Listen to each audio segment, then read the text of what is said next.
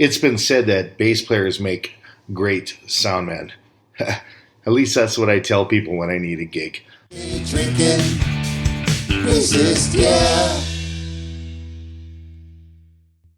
When you're in the lower echelon like me, sometimes you'll find situations where you're not only playing bass, but you're also mixing at the same time. So you got to play, pubs and bars and smaller venues and stuff like that, or some corporate party, more specifically jams. And you find that you're not only playing bass, but you're doing sound at the same time.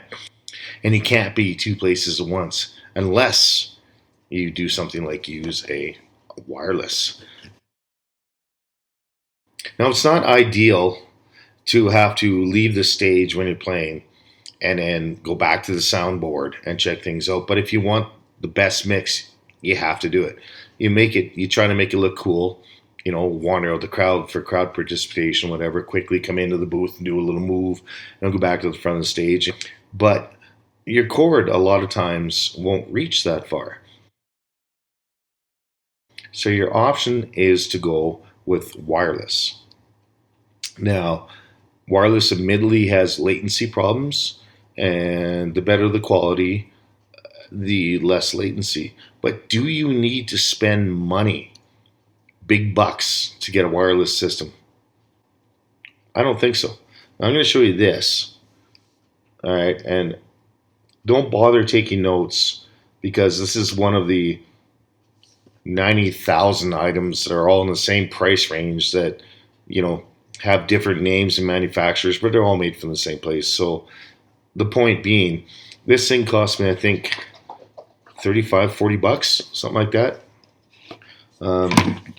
Comes in like this, and then below is a little USB charger.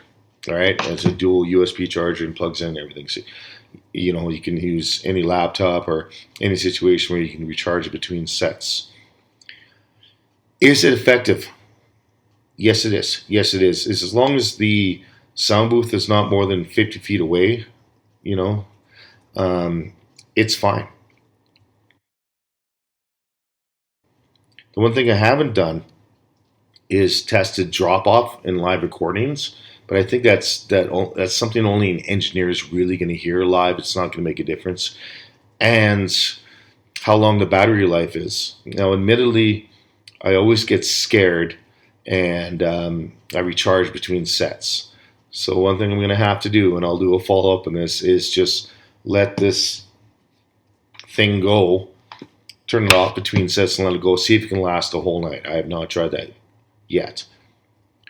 However, just have a cord on backup right beside you so you can quickly switch over when you have to. It does not take away tone in any significant effect, and you have the freedom to roam around, which you can utilize if you're mixing and doing bass at the same time. You can utilize it into party participation.